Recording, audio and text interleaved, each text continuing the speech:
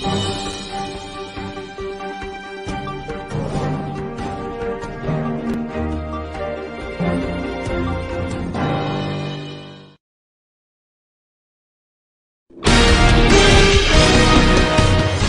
Democracy Forum is a not-for-profit organisation founded in 2009 under the patronage of Baroness Nicholson of Winterbourne. Its principal goal was to work for the furtherance of democracy, peace and the rule of law in order to counter religious fundamentalism and intolerance in our global communities. In an increasingly fractured world, this goal continues to be the driving force behind all of the Forum's activities.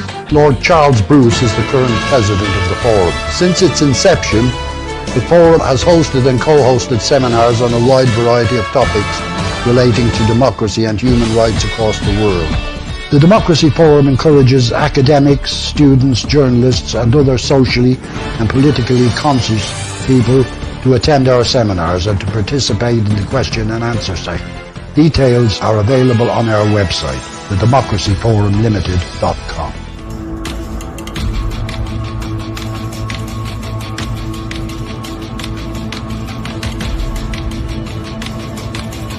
The Indo-Pacific, a key geopolitical theater for both American and Chinese prosperity, security and influence. In the recently published White House Indo-Pacific strategy paper, another major regional power also figured prominently, India.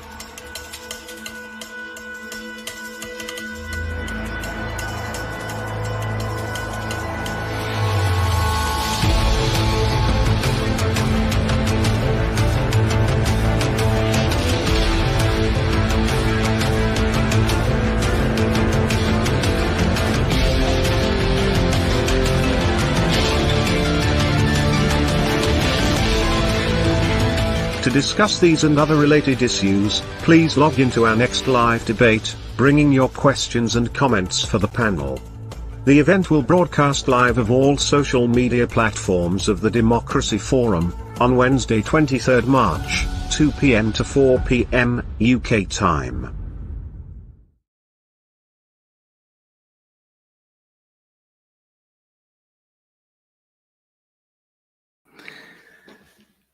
Hello and welcome to this Democracy Forum debate on an issue which needs far more discussion than it's getting, because here lie the shades of grey between that good and evil scenario so much favoured in American political conversation. I'm Humphrey Hawksley, your host, with a great panel of experts who will talk us through the Indo-Pacific, the role of India and the global balance. Now, in the recent United Nations General Assembly vote, which went so decisively against Russia, one of the three countries named in the title of this debate condemned Russia, along with 140 others. Two abstained, along with 33 others, and Russia managed to gain only 5 supporting votes from rogue, failed or impoverished nations like North Korea and Syria. But what on earth does that actually mean when you talk about the global balance and global opinions, particularly in a situation at the moment with Ukraine where things are changing almost by the hour? To debate and discuss, we have Walter Ladwig, Kate Sullivan Estrada, Daniel Markey, Eyck Freymann, and Manoj Joshi. And we hope, summing up for us, will be Democracy Forum President Barry Gardiner, but he may be taken away by parliamentary business. But to lay out the canvas of our discussions on what a wide canvas that is, we welcome the Democracy Forum President, Lord Charles Bruce. Lord Bruce, the screen is yours. Welcome to this webinar hosted by the Democracy Forum, which has been called to consider the security implications for the Indo-Pacific region, where India and the United States adjust to the rapidly evolving paradigm resulting from China's ambiguous response to Russia's invasion of the Ukraine. I take this opportunity to thank the team at the Forum for planning at short notice such a relevant and topical event, and for securing the participation of a panel of erudite speakers. And I thank them all for agreeing to take part.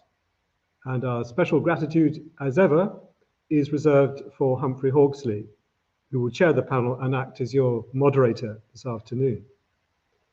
This year marks the 75th anniversary of the end of the colonial rule of the subcontinent and India's emergence as an independent sovereign state responsible for determining its own foreign policy and the basis for entering its international alliances.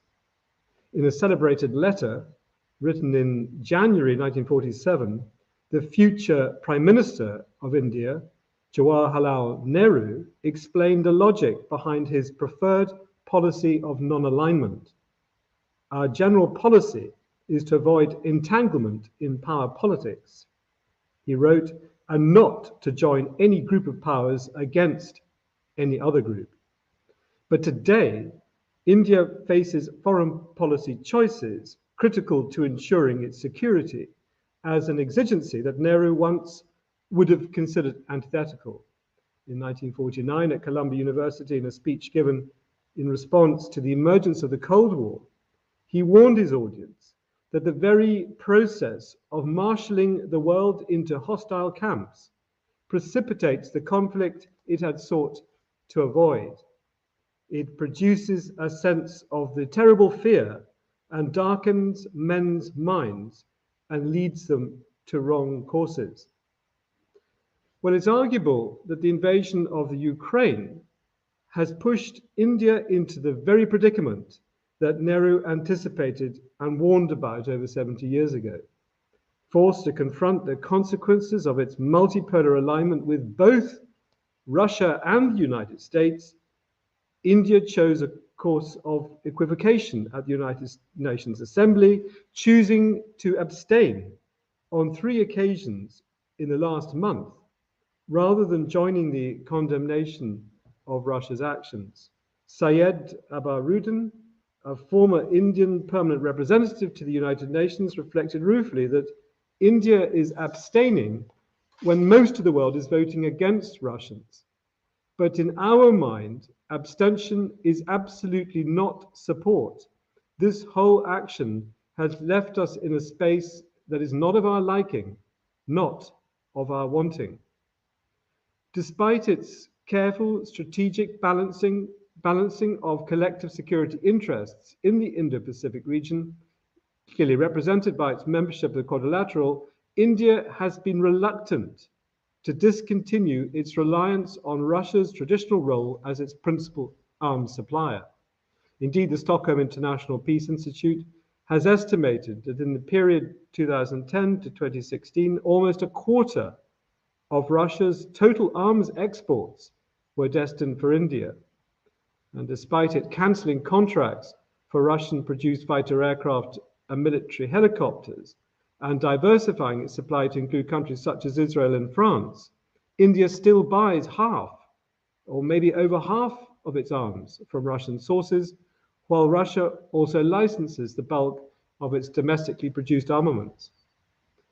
Although India's choice of arms supply is not affected by its membership of the Quad, its continued reliance on Russia may lead to sanctions imposed by the United States in pursuit of the CAATSA Act, the Countering America's Adversaries Through Sanctions Act, a threat that only a presidential waiver may relinquish, and leave it ensnared in the economic sanctions which have been imposed to cut off Russia from its overseas markets.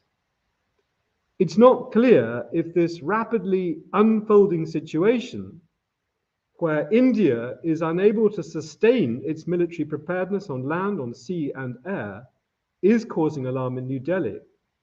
However, a more insidious threat to India's security may emerge if the United States recalibrates its global military responsibilities and its commitment to the security of Europe to the detriment of its strategic alliances in the Indo-Pacific region. Earlier this month, Shyam Saran, a former Indian Foreign Secretary, conceded that India is confronted by an existential challenge for which it is uniquely vulnerable. And he said it would be a nightmare scenario where the United States comes to the conclusion that it confronts a greater threat from Russia and that this justifies a strategic accommodation with China. He added, in blunt terms, to concede Chinese dominance in Asia while safeguarding its European flank. Of course, Saran's alarming prognosis may not come to pass, but a chilling reminder of the stakes involved is contained in the joint communique issued by Vladimir Putin and Xi Jinping last month on the eve of the Winter Olympics, their 38th meeting since 2013, where they emphatically opposed, I quote, the formation of closed block structures and opposing camps in the Asia-Pacific region, and remain highly vigilant about the negative impact of the US Indo-Pacific strategy on peace and stability in this region. Although President Biden has sought to repair much of the damage caused to America's alliances by the Trump administration, many senior foreign affairs commentators are worried about the ambiguity that characterizes current US policy towards China. Contributing to an article in Foreign Affairs in January entitled "Washington's Missing China Policy," Richard Fontaine warned about the consequences of American ambivalence, where the overall picture is quite appealing to Beijing, a steadily eroding US role in the Indo-Pacific and beyond, accompanied by a steadily growing Chinese presence. And he added, diplomacy can help mitigate these risks, but only to a limited degree. The United States will need to accept increased tension in the medium term in order to achieve a more stable equilibrium with China in the long term. Well, I suggest this is a predicament that India is anxious to avoid at all costs. In October 1945, over 2 years before the British government granted India its independence, George Orwell predicted a new world order with the prospect of 2 or 3 monstrous superstates dividing the world between them, thus prolonging indefinitely a peace that is no peace, and where it would be possible for a country to be at once unconquerable and in a permanent state of Cold War with its neighbors. Well, welcome to the webinar, and I hope you will enjoy the proceedings. Please feel free to put any questions or comments that you may wish to the panel.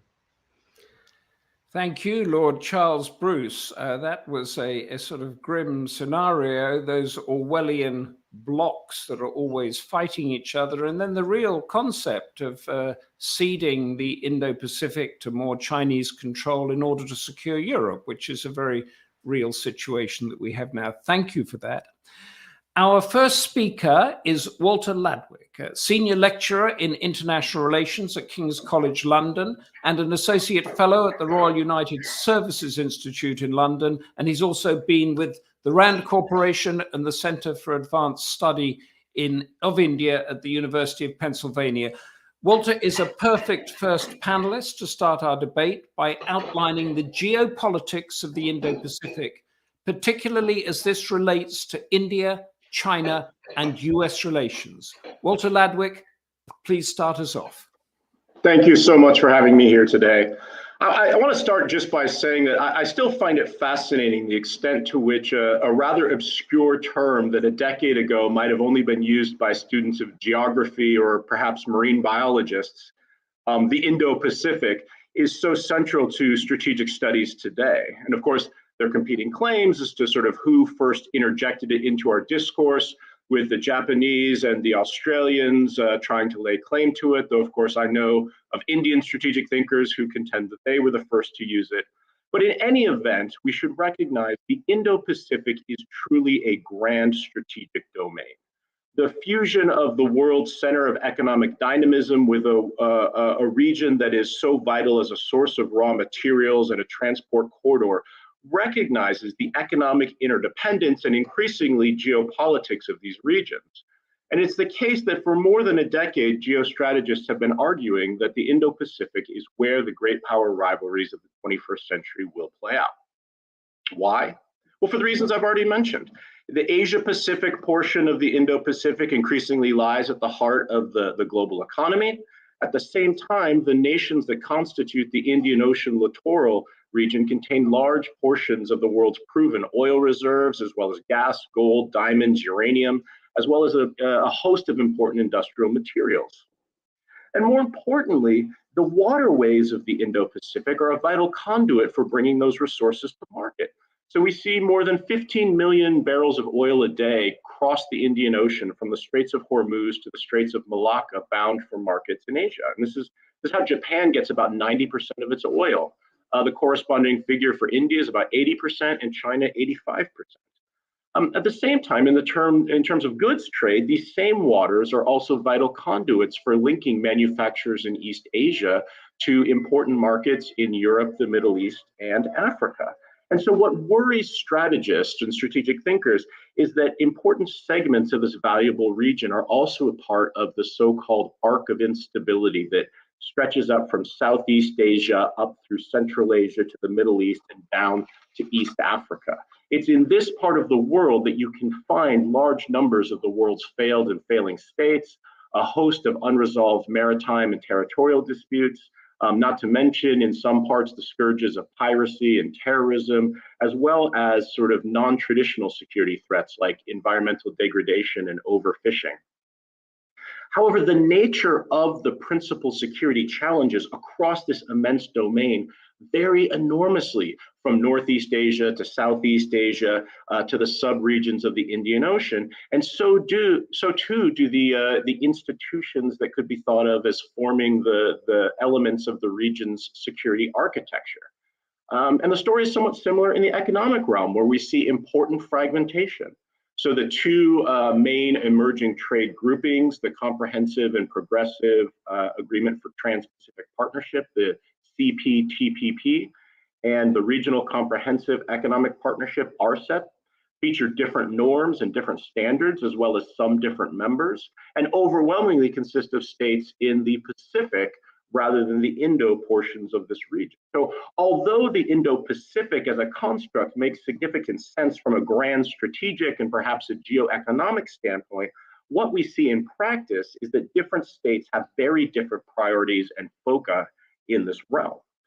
So to begin with the United States, successive US administrations through their Indo-Pacific strategies have made absolutely clear that when it comes to the Indo-Pacific for the US, it is the Pacific that matters most.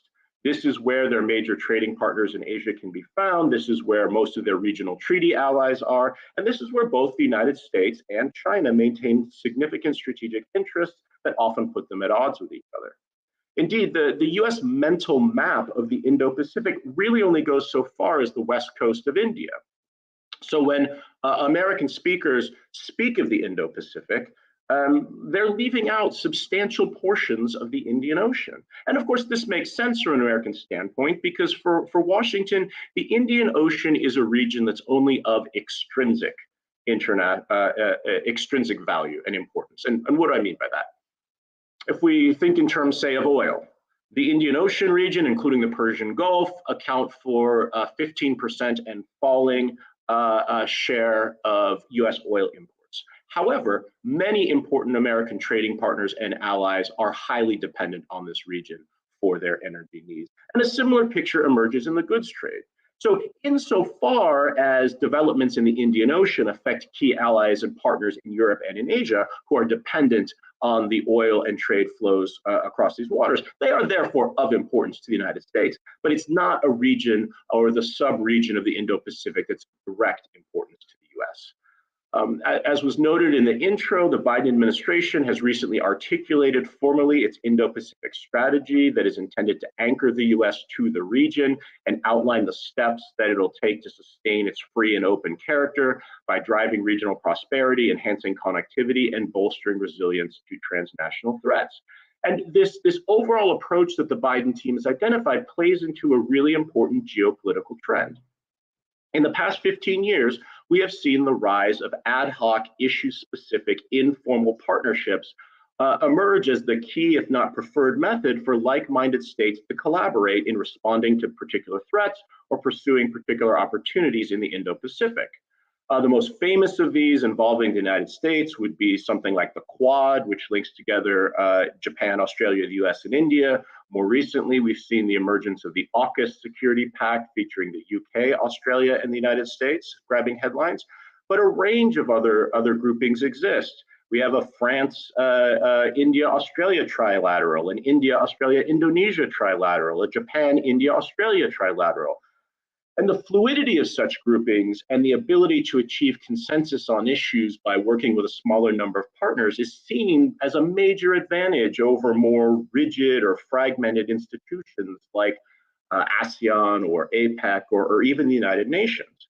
And so the American approach is to support and encourage these efforts, in no small part because many of them include important American allies and friends, as net contributions to bolstering the regional security architecture, and importantly, giving countries in the region some alternatives to dependence on China, who by comparison has very few real friends and even fewer allies.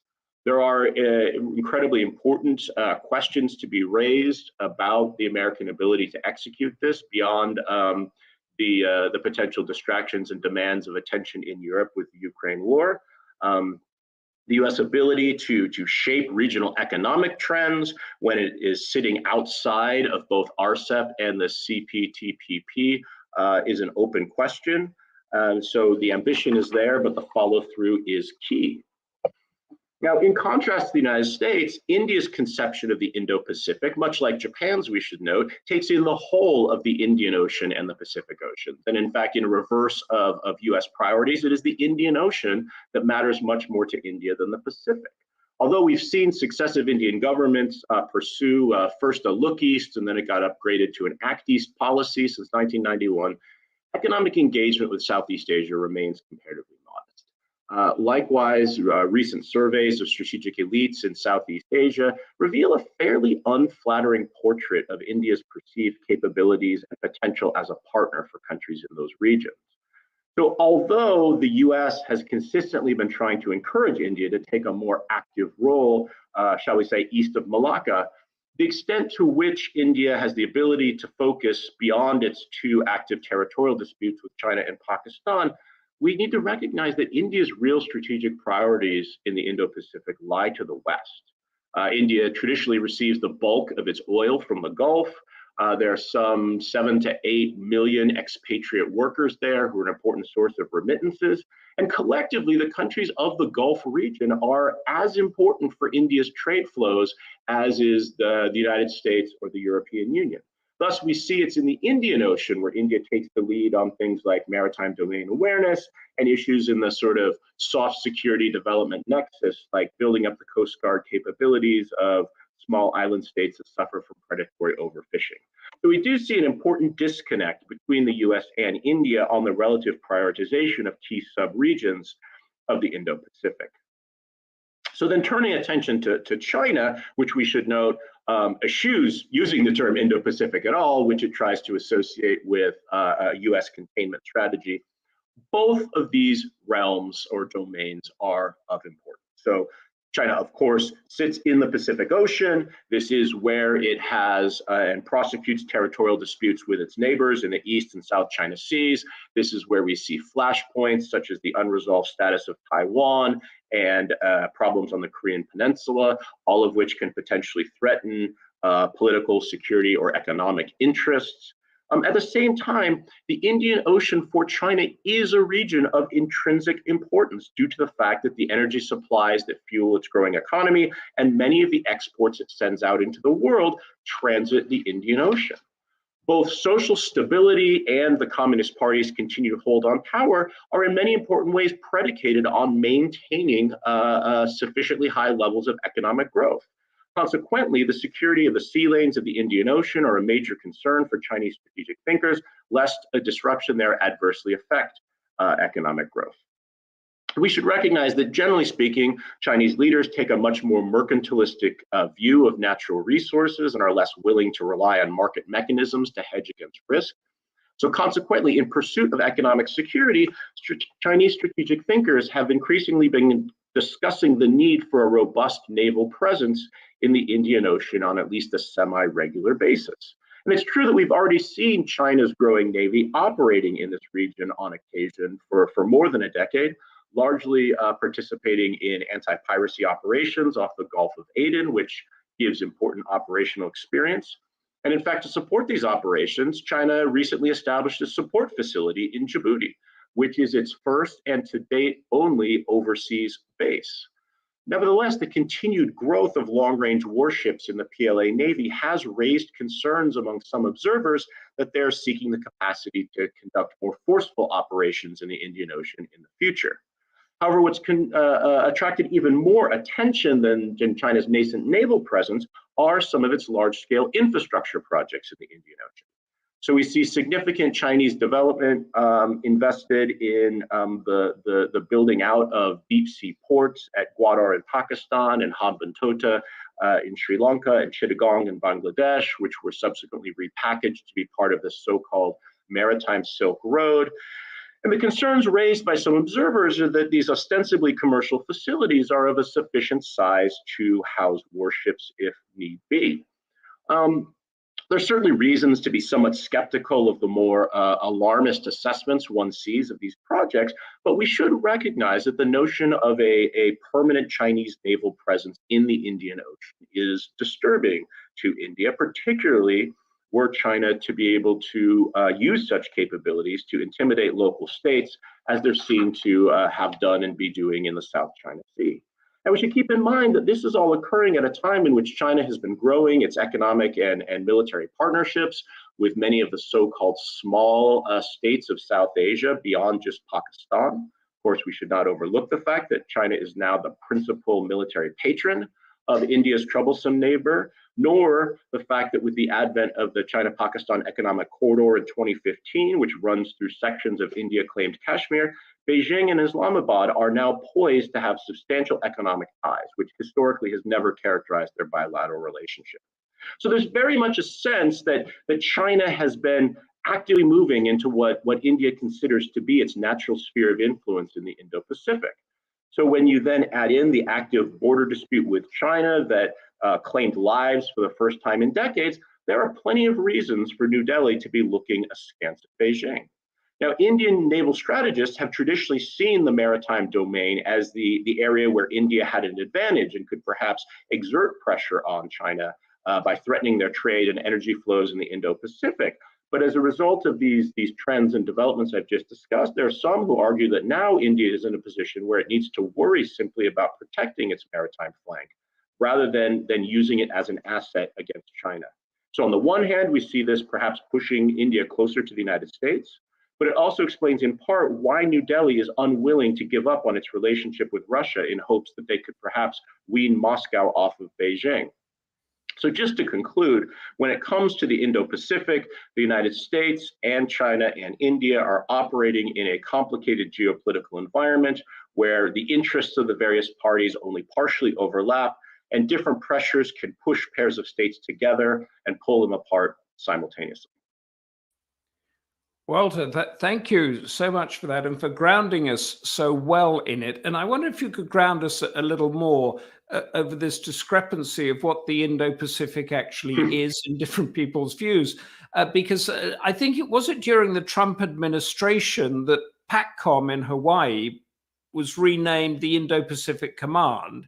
And Yes. that's when it really became, and people said to me, you know, you might have heard differently, that it was renamed Indo-Pacific instead of, say, Asia-Pacific, because India needed to be made aware that this was its own backyard as well. Is that one of the arguments for calling it Indo-Pacific?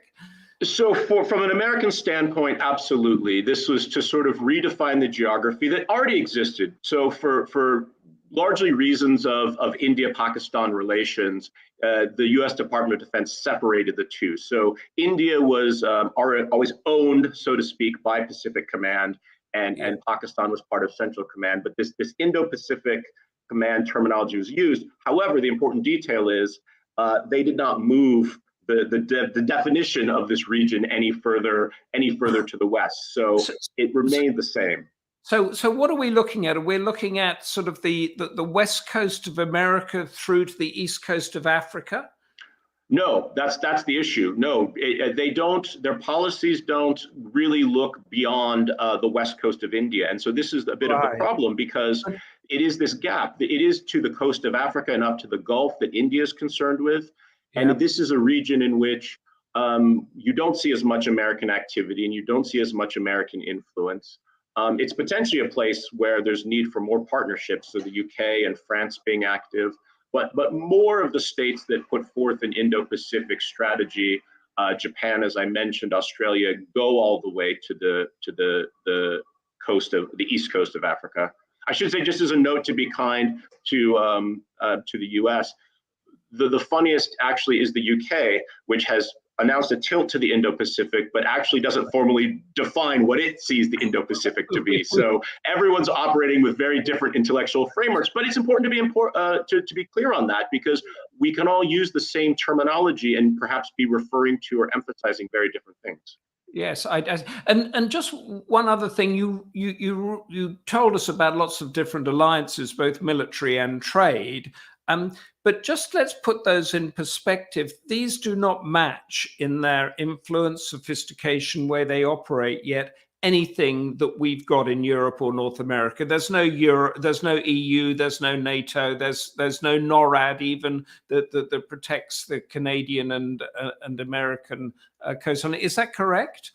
That's correct. That's correct. And even the extent to which these trading blocs are rather nascent, and what we're seeing in the Indo-Pacific is almost more of an argument and a conversation around standards and norms than the value of trade per se. So if you take sort of the comprehensive and progressive Trans-Pacific Partnership, most of the countries that are involved in that already have either bilateral or multilateral free trade agreements with each other. So except for kind of Vietnam, it doesn't really move the needle in terms of trade. What it is doing, however, is establishing baselines and standards in very important areas. And we've seen, say, the CPTPP's digital chapter on data protection and data flows be copied by other states in their bilateral trade. So the way in which these agreements can sort of set standards that are then replicated elsewhere seems to be the real importance rather than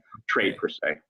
Okay, thank you so much for that. Now we're going to move on, having been grounded by Walter, to Kate Sullivan d'Estrada, who's Associate Professor in International Relations of South Asia at St. Antony's College, Oxford. And among her many publications is a 2017 book, Rising India, Status and Power. Kate Sullivan d'Estrada is going to explore how American engagement with India stands to further polarize the US-China rivalry, or also how India is both leveraging and working against this dynamic. That sounds a phrase that we've got here about having your cake and eating it. I might be wrong here. It's very complicated. Kate Sullivan d'Estrada, give us your argument. Thank you very much, Humphrey. And my thanks also to Lord Bruce and Mr. Gardiner for the invitation to participate today. I'm also grateful to Walter, who's just laid out a very rich canvas upon which we can ground our discussion. I am going to narrow down, as you've suggested, Humphrey, to India, the United States and China, and very much draw out, I think, a point that you both pursued in your questioning and that came through in Walter's analysis, and that is the divergent understandings of the Indo-Pacific, and in particular the order that is envisaged in that geopolitical domain. So to make my argument, I'd like to put forward two images of India in the Indo-Pacific. Now, the first image is of India as a US partner and as a defender of a particular kind of order in the Indo-Pacific. This image frames India's role in the region as part of a wider geopolitical response to a rising China. India is valuable in the Indo-Pacific because it can materially balance China. It can also institutionally balance China through the Quad. And of course, this balancing role is hugely valuable for the United States and its allies. And of course, it's also valuable to India. So in accordance with this image, India and the United States have been passing through, I think, a period of really unprecedented strategic convergence.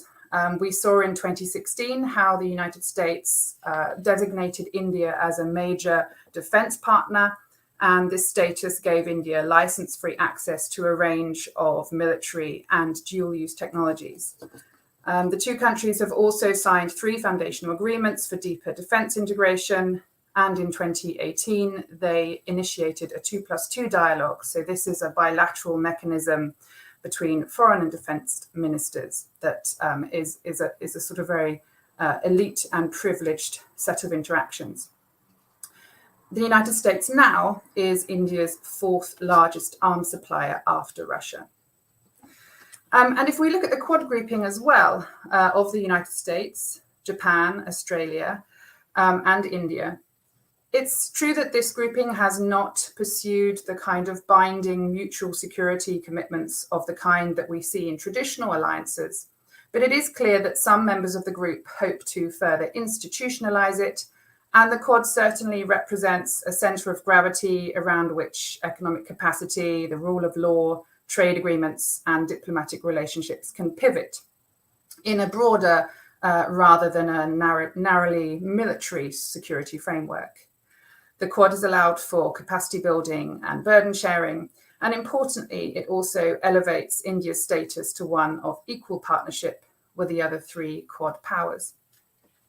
Now, in this sketch of India as a partner and defender of an Indo-Pacific order, India's role is significant, not just for its balancing capacity or its ability to burden share, but also because it plays an important legitimating force in, I think, what we see as a global ideological contest between a liberal order and its autocratic challenger, China.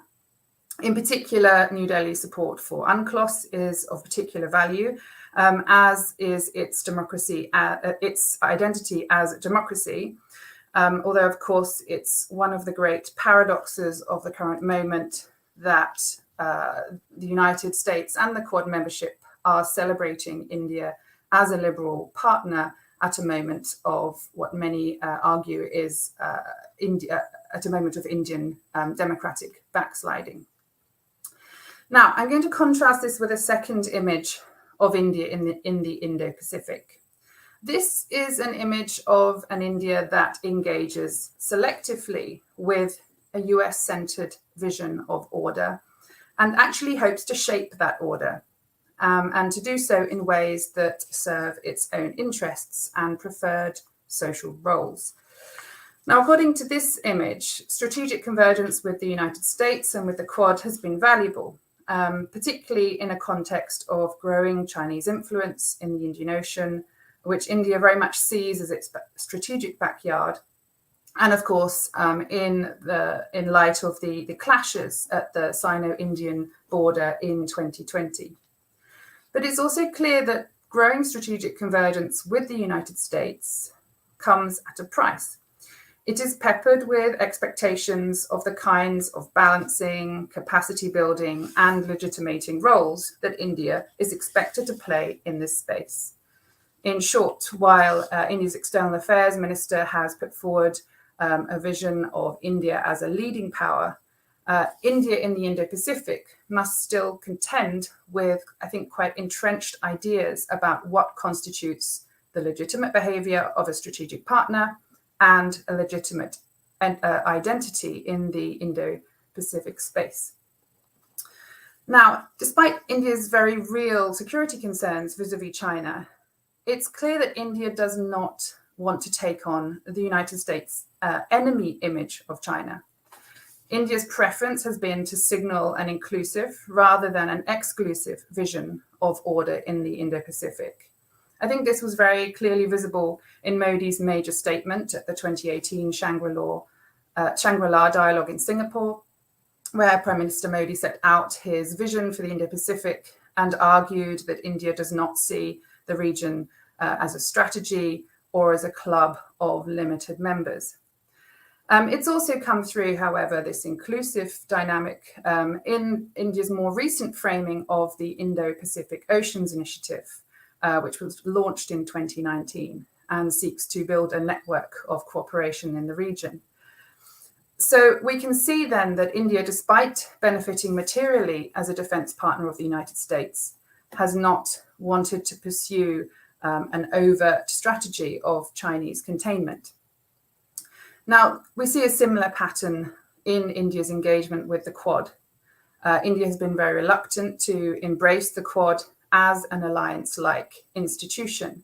And while some frame India as the Quad's weakest link, one could argue that India is in some ways the strongest partner in the Quad in terms of setting limits on its agenda and framing the Quad around India's own preferences and comfort levels with strategic partnerships. It's clear that India's contestation around domestic and regional liberal values shows a kind of resistance to taking on the role of a junior partner in the Indo-Pacific and a player that will unthinkingly push forward a US vision of order, whether that be a security order or a grouping of Indo-Pacific democracies. Now, it's this second image of a selectively engaged India, of perhaps an instrumentally engaging India, that I think we have seen really come to the fore in recent weeks. India is really, at the focus, I think, of a lot of disappointment, centered on unmet expectations, as the United States and its allies in the West have expressed their disappointment in India for failing to condemn the Russian invasion of Ukraine and failing to vote in support of Security Council resolutions doing the same.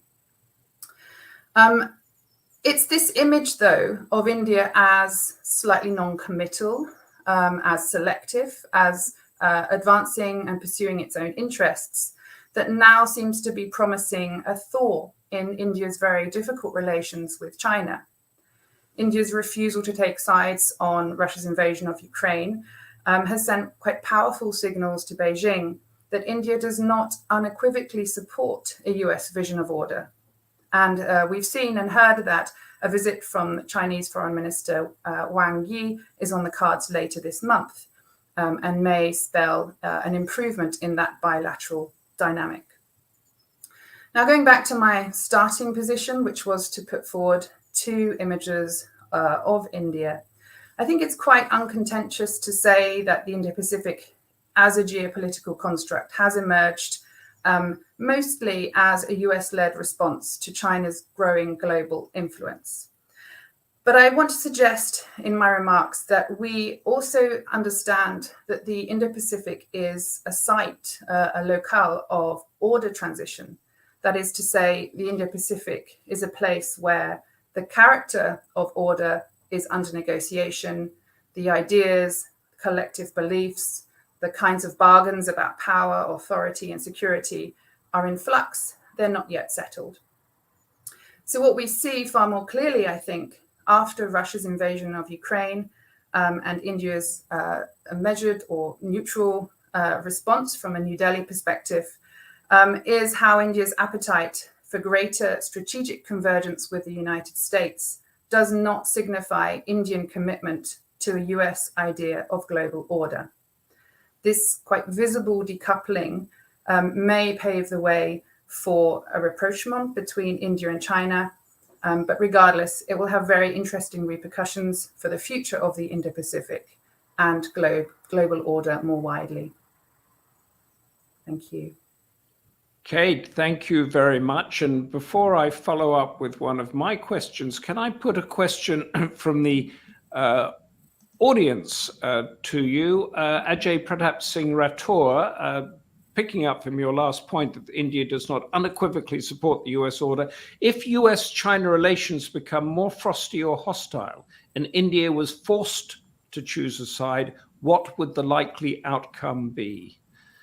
Sorry, I was reading the question on the screen, which does not tally with the one you've just voiced to me, Humphrey. Could you repeat? Oh, have I put the wrong one up? I don't. There's a question on climate change. Aha. On climate change?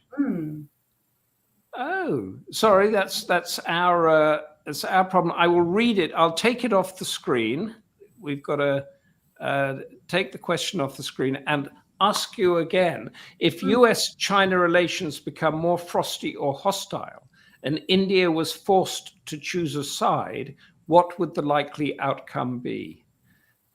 So I think from my comments, what I'd like to suggest is that India will not choose a side. I think India will do everything it can not to choose a side. Is that possible?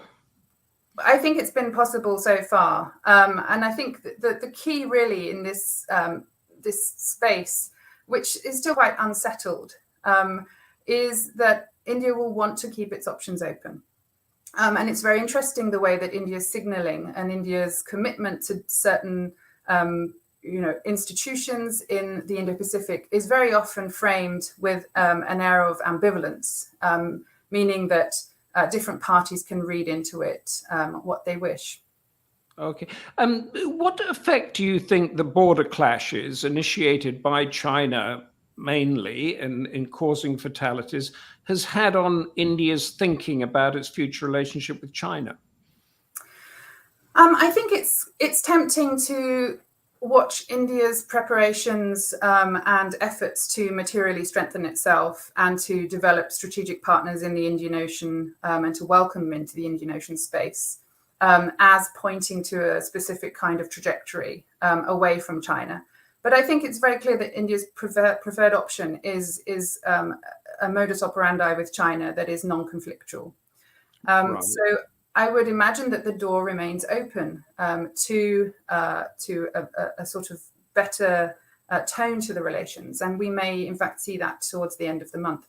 Which is what you were saying, and my own curiosity is this, because Walter alluded to it, is that because this area of the Indo-Pacific is undefined, and you mentioned it as well, so you can have a bunch of politicians and generals in a room talking at cross purposes because nobody exactly knows what it means.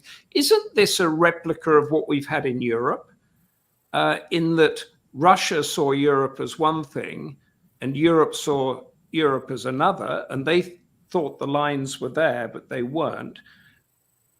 How important is it to actually define this area, the Indo-Pacific, of what we're talking about? I think that the nebulousness actually exists between countries in the region who are more or less on the same page. So each of the Quad partners, for example, has a different, perhaps geographical mental map. And as Walter mentions as well, they have a different, perhaps, part of the Indo-Pacific in which they locate their strategic interests. I would imagine that the biggest cleavage in terms of defining the Indo-Pacific lies with China, who I think has been reluctant to embrace this term and sees its very existence as a sort of an effort to pursue Chinese containment. So that for me is the point of disjuncture, which is concerning. Okay, thank you so much for that. And for all of our audience, please send in your questions, ask them. I will try and get the right ones up on the screen when it arrives, and won't have them at cross purposes. But thank you so much for that. And now we're moving on to Daniel Markey, Senior Advisor, South Asia at the United States Institute of Peace and a Senior Fellow at the Johns Hopkins University School of Advanced International Studies. His latest book is China's Western Horizon, Beijing and the New Geopolitics of Eurasia. And Daniel Markey is going to address the risks that the US could find out with increased India-China hostility, precisely what we've just been discussing. Daniel Markey, tell us what you know.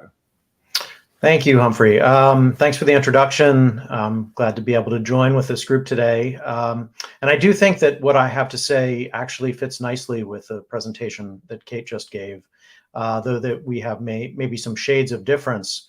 The two perspectives are in important ways complementary. In shorthand, I guess I would title my talk today, The Trouble with China-India Trouble. And it's definitely from an American perspective. I'm sitting here near Washington, D.C., where we have seen for now well over a decade, certainly since the George W. Bush administration, that the United States has perceived India as central to its broader strategic answer for how to manage the geopolitical challenges posed by China. And as I think Kate pointed out, here in the United States, there is a tendency to see India as an important, enormous economy, and therefore strategically relevant in that respect. A political partner and a large and often characterized as the world's largest democracy, and therefore a fellow traveler with the United States in terms of issues of governance and rule of law. And then finally, as a security partner, and certainly a regional counterweight, or at least part of a broader Asian regional counterweight to China, if not necessarily ever a true or formal ally. So throughout the past, I guess, closer to almost 2 decades, the core question for Washington has been whether or how it could convince India of the United States' own eagerness to be a partner, a strategic partner, to come ever closer as an ally, to suggest how the United States could be reliable in ways that India had perceived it not to be in decades past. And at the same time, to use that argument about what the United States was willing to do for India as a means to lead India into taking reciprocal investments in the partnership and to realize its own potential as a rising great power in the international order. And I would say over the past 2 decades, we've often in the United States heard grumbling about how India is in some ways a promise unfulfilled, a strategic gambit that hasn't fully paid off, that India's rise and India's partnership is somewhat less than meets the eye. And yet there's still been a strong, and I would say generally bipartisan desire to continue making investments in that partnership. And there have been important breakthroughs over the past 2 decades. The civil nuclear deal in the earlier days, foundational defense agreements more recently. But there has also been always persistent evidence of India's reluctance or reticence to commit to a strategic partnership, very much in the ways that Kate was laying out in her presentation just now. So India has been worried about getting too crosswise with China throughout much of this period, or making India too dependent or a junior partner to the United States. And India has some lingering doubts, has always had doubts about U.S. strategic intentions. For much of this period, U.S. intentions with respect to India's hostile neighbor in Pakistan, where the United States had pursued a closer working relationship throughout the war in Afghanistan. And at times, concerns that the United States might be getting too close with China as well. Certainly during the Obama period, a sense that the United States may be seeking to build a global or G2 with China and leaving China to have a greater sphere of influence in Asia.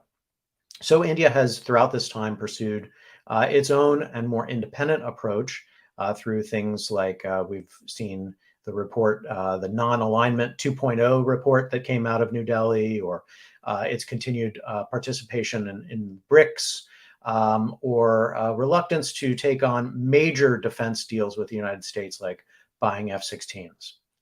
So if we were to just do a net assessment of these 2 decades, we might say that while the United States has been very eager to situate India at the heart of its strategy for responding to China in Asia, India has been more inclined to play the field, to seek strategic autonomy, to enjoy relations with, throughout this period, nearly all of the great powers in the world, including the United States, but also with Russia and China, and even other countries like Iran. Then came the year 2020. And this, I think, I would say, I believe, is likely to have been a more significant breakpoint with China than perhaps Kate framed it as. We saw the border conflict. I'm sure all of the listeners and viewers are familiar with this, but we've seen a long history of India and China's inability to manage this border or come to terms and resolve their disputed border. But throughout much of this period, still an ability to manage it peacefully. And that broke down in 2020. It didn't just happen in 2020, but it was the sort of the culmination of a series of breakdowns that really started to emerge in about 2013. And that violence was worse, as has been pointed out, than anything we've seen in over 40 years. But it wasn't just the border violence that I would point out. I think that there were a broader set of Indian policy shifts during this period that suggested a more lasting deterioration in India's relationship with China at a broader bilateral level. So we've seen India try to use other policy tools, banning Chinese web applications, a variety of harsher diplomatic rhetoric, and so on. In conversations with experts in New Delhi, my sense is that there's a broader convergence and consensus that China is a strategic threat and that is not going to go away. Broader public attitudes about the threat posed by China, and a media narrative that has, I think, shifted and did shift in 2020 more negatively about China. So there's a sea change, I think, in India about how it portrays China, how it perceives China, and how it will respond to China. And this is not just limited to border operations.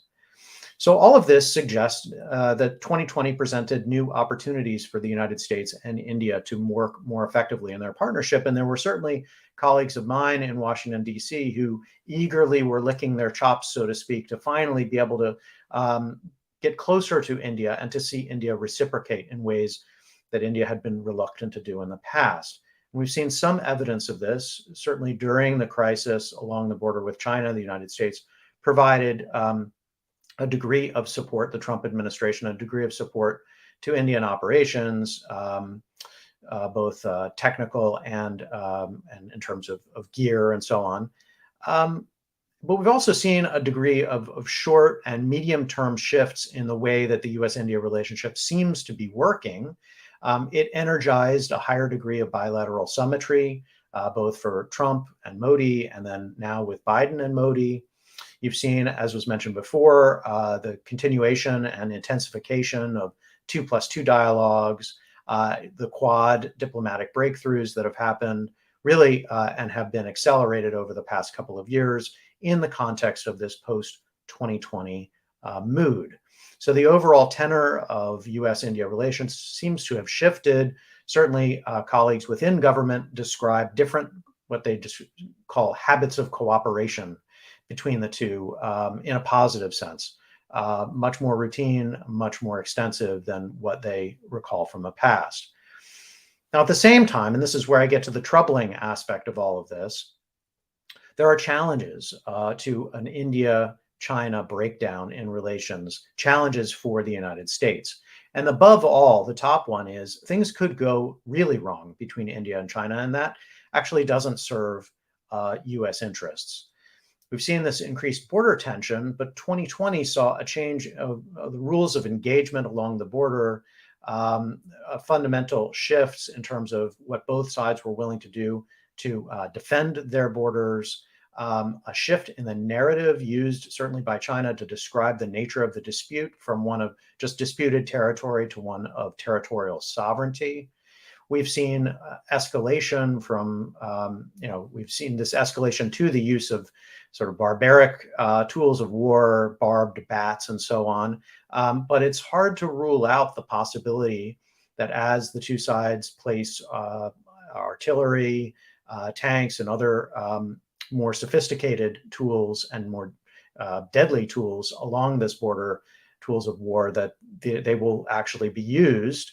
And at the same time, we're seeing shifts in India's stance and China's stance towards India in other areas as well, in terms of naval developments, missile developments, cyber developments. We have other outstanding disputes over Tibet, over Pakistan, at sea. And so both sides, with these frictions at hand, are also facing domestic pressures to stand firm against one another in terms of dealing with domestic political audiences and domestic politics. But also they face the strategic requirement of establishing and maintaining a deterrent against one another. And at times that requires taking greater risks to demonstrate that they will hold firm. All of this, I would suggest, is more or less a no-win for the United States, at least along the border. The United States has little specific interest in how the border is resolved, just that it should be resolved. And it has, at the same time, a preference to support India as a strategic partner in Asia, as I've said, but that preference could conflict with a desire to avoid or mitigate the chances of war and escalation between India and China. And failure to support India would be a real failure, strategic failure over the long term for the United States, but failure to maintain peace would also be problematic.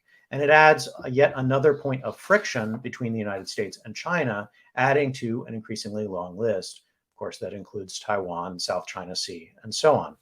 So first order problem is this problem could get worse, and that would be bad for India and for China, but also for the United States. The second big issue is, even if we don't see a new hot war between India and China, this dispute along the border is, at least from Washington's perspective, has to be seen as something of a strategic distraction from the Indo-Pacific maritime spaces, which is really where the United States had intended to place greater focus of its partnership with India. This is, as Walter pointed out earlier, the primary theater for strategic competition with China in the Indo-Pacific, but for the United States, that really emphasizes the Pacific, and certainly not the land border between India and China. It's in the Indian Ocean where India enjoys certain geographical advantages, making it a very valuable potential partner for the United States at sea, where the United States and India together enjoy technological advances or advantages with respect to China, also advantages just of interior lines of communication and so on, given India's geography. And along the land border, they enjoy very few of these advantages. So for the United States, it would be ideal for India to shoulder a greater security burden at sea and not be distracted by a land conflict with China. And if India seeks the United States' support to deal with that land conflict, material support, technological support, intelligence support, diplomatic support, and so on, effectively, it's drawing that support away from the kind of support the United States would have preferred to offer to India at sea. Given scarce resources on both sides, more allocation on land means less allocation on sea, to be rather simplistic about it. So that's a strategic distraction is a second problem for the United States. Third set of problems is that heightened India-China hostilities create other obstacles that are problematic for the United States. So as we've already discussed in earlier panelists today, this shift, this Indian fear of a Chinese threat along its border has actually made it more dependent, for the time being at least, on Russian arms, which has put it at odds with the United States over the issue of the war in Ukraine. An India that needs Russia to deal with China is a less reliable partner for the United States as we face concerns of our own about Russia. There are also going to be other major transnational and global issues like climate change and the pandemic that are harder to manage for the world if India and China are increasingly at odds. Regional trade blocs in Asia and economic integration across this region are going to be harder to do if India and China don't get along. And the bloc politics, or what we are seeing potentially emerging as bloc politics of South Asia, that is the United States and India, China and Pakistan, that entrenchment of these differences is likely to lead to more, not fewer, prospects for crises between India and Pakistan, India and China going forward. So that there is another set of problems in terms of India-China hostilities. And the last point is that heightened India-China hostilities ultimately play to India's detriment as it is attempting to rise economically and politically on the world stage. India needs its economic ties with China, both in terms of trade and investment, in order to realize its own potential as a major growing market. It needs that technology. It would benefit from that. It has benefited from that, and it needs it going forward. Also, near-term defense requirements, if India is really engaged in new investments along its border, will rob India of longer-term investments elsewhere that would be beneficial to it. So the net assessment from a U.S. perspective, to wrap up, is that these active India-China hostilities, on the one hand, would seem to make India-U.S. cooperation more straightforward, and they definitely clear up some ambiguity that has long been perceived in Washington about India's stance with respect to China. The so-called Wuhan spirit seems to be dead unless Wang Yi can resurrect it when he comes to India in the next few weeks. But I doubt it. And this seems to open the door to other areas of cooperation with the United States, from India to the United States, and has already done so in some of the ways I've described. Also seems to close some doors for India-China cooperation, particularly in high technology and telecommunications, which were kind of questionable just a few years ago. But I come down to the bottom line, which is that the costs and risks of these India-China land border hostilities ultimately, I think, outweigh the benefits from a US perspective. The United States may find India a marginally more motivated partner, strategic partner in terms of its dealings on China, but India will also be more distracted to its land border. It will be a less capable strategic partner in the ways that I've tried to lay out, and certainly less capable in the maritime space, which, as I said, has been more important to Washington. And US-China ties will also likely suffer from yet another point of friction. So I'll leave it there, somewhat dour conclusion, but hopefully food for thought. Daniel, thank you so much. I wondered if you could give us a historical perspective, because India is finding itself pulled backwards and forwards. We've got the non-alignment reference that Lord Charles Bruce made at the beginning, and Kate says how it will resist choosing sides. How much is the same and how much is different to what happened in 1971, when overnight Pakistan became a US ally, India signed a security arrangement with the Soviet Union, and that stayed embedded in place for decades?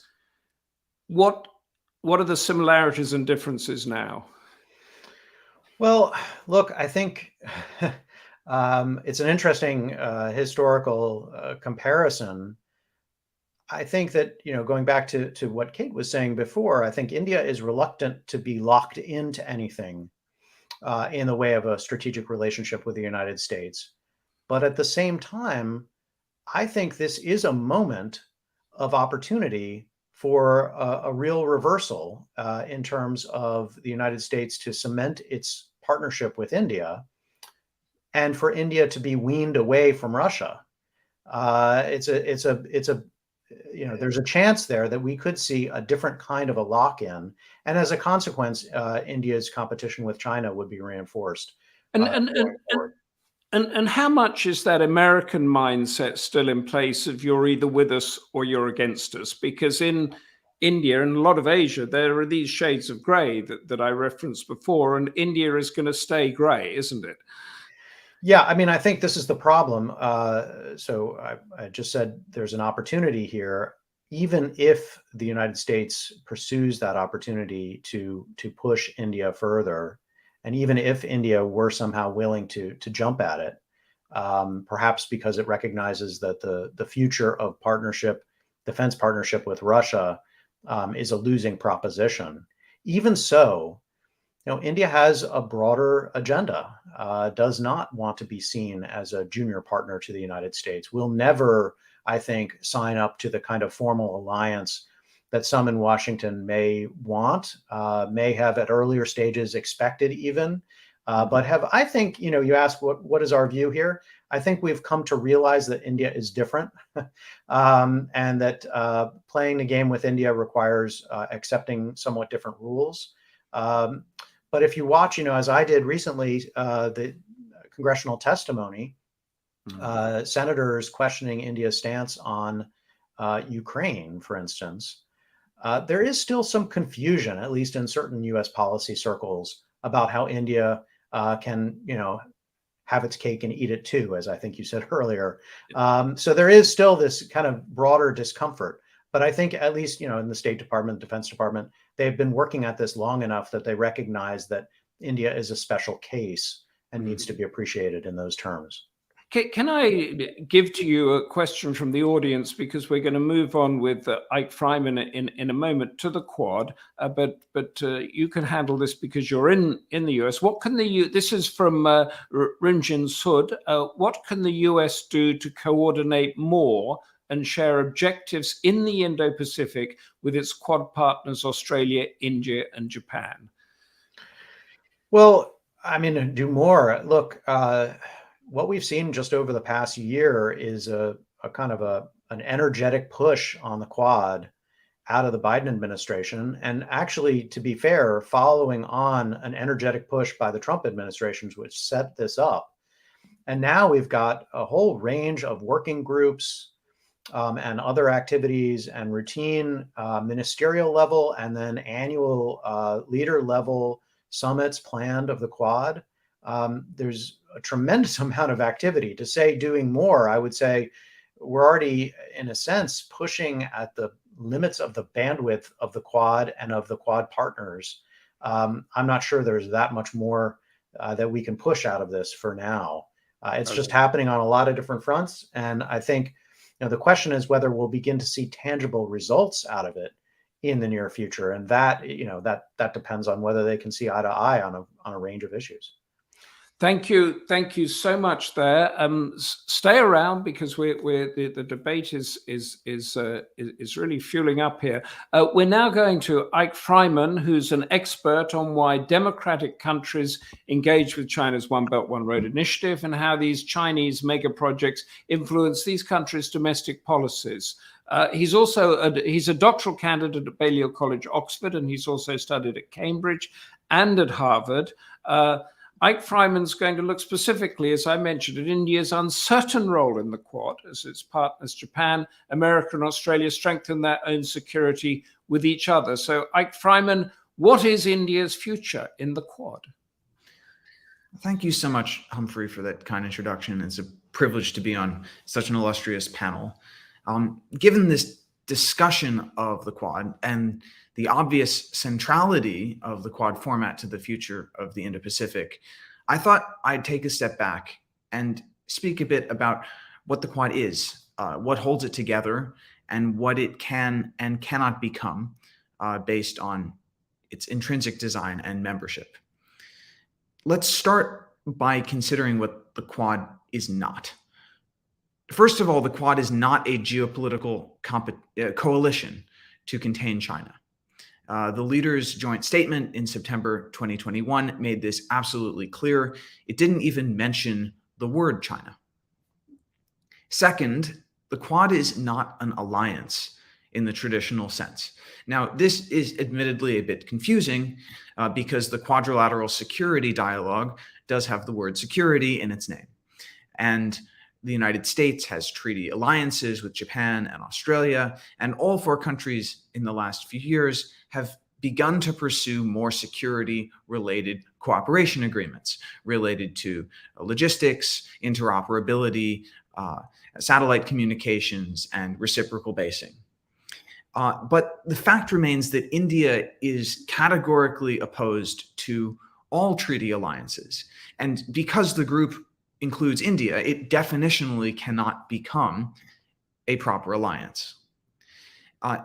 For that reason, it's important to emphasize that India's arms purchases from Russia, which have received attention in the press in recent weeks, have nothing to do with the Quad, just as Japan and Australia have no responsibility or interest to intervene in the China-India border dispute.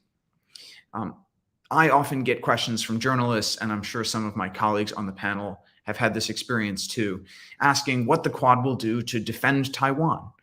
And questions like this reflect a categorical misunderstanding of what the Quad is for and what it can become.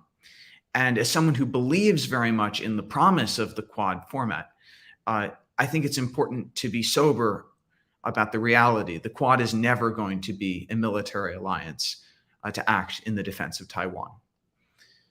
Third, the Quad is not a trading or an investment pact, and it's not likely to become one anytime soon. Now, the key sticking point here is not India, it's the United States. which can't even muster the domestic political will to join the Trans-Pacific Partnership, now the CPTPP, let alone the Regional Comprehensive Economic Partnership, RCEP, which was mentioned earlier, and has a somewhat lower bar for membership and includes China as well. It's not going to be an investment pact either, despite what you see in the headlines. Japanese Prime Minister Kishida recently visited New Delhi and promised some $42 billion in investments. And that sounds like a big number, but we have to interpret it in context. Japan's stock of, its global stock of foreign direct investment is worth over $2 trillion. And India is one of the world's largest and fastest growing economies, and the two countries would be trading and investing in each other even if the Quad did not exist. So we should not exaggerate the ability of the Quad format to manipulate market-driven outcomes or making trillions of dollars of investment appear where somehow they would not otherwise. Fourth, the Quad does not exist to spread or impose democratic norms across the Indo-Pacific. On the contrary, I'd argue that the Modi government in India hopes that membership in the Quad can shield it from criticism for the disturbing democratic backsliding that we've seen over the past few years. For all the Biden administration's talk about promoting democracy globally, it seems to have shown itself willing to downplay its concerns about India's domestic politics in the name of strengthening strategic cooperation. And fifth, the Quad is not a globally minded or a globally oriented grouping. As India's neutrality in the Ukraine war has indicated, the Quad doesn't exist to work or even to speak with one voice on issues outside the Indo-Pacific region. The Indo-Pacific is big and complex enough. And if the bloc can manage to extend the scope of its activities to the whole region, which covers close to half of the global population, it can do a great deal, even if it's not voicing concerns on China's activities in the Arctic, in Europe, or elsewhere. So what is the Quad? Here's my answer. The Quad is at heart a group of four major countries that agree in principle on what a minimum set of rules for the Indo-Pacific ought to look like, and which also agrees in principle on a minimum set of rules for what it should not look like. The core idea is that every state in the region should be governed by some set of common rules, and that these rules should be set collectively rather than imposed by a single country. That is what is captured in the phrase free and open Indo-Pacific. There is hope that in the future the Quad can evolve to become something more than this. But for now, this is principally what it is, an agreement in principle on something that ought to be relatively obvious. What is it that we mean by rules? Well, here are some examples. There's the law of the sea, which governs commerce and traffic in the world's oceans. There's digital rules, which we are probably overdue to update, which govern transnational flows of data. There are environmental rules related to climate, methane, other kinds of environmental protection, including on the high seas. There are labor standards. There are many others, many of them more technical, maybe of them less sexy, that they don't receive media attention. But in the totality, they matter because they create a playing field on which the nations of the region will compete.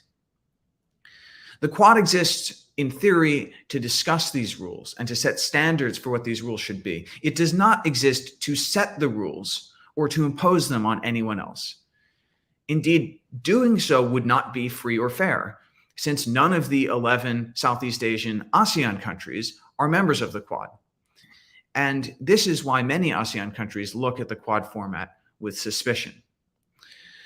So the idea is not that the Quad will write rules, but that it will play a role in convening the region's major economies to create rules together through a bottom-up process, and that eventually it will develop a more functional way of interacting with ASEAN to get broad-based buy-in for some simple principles or rules of the road.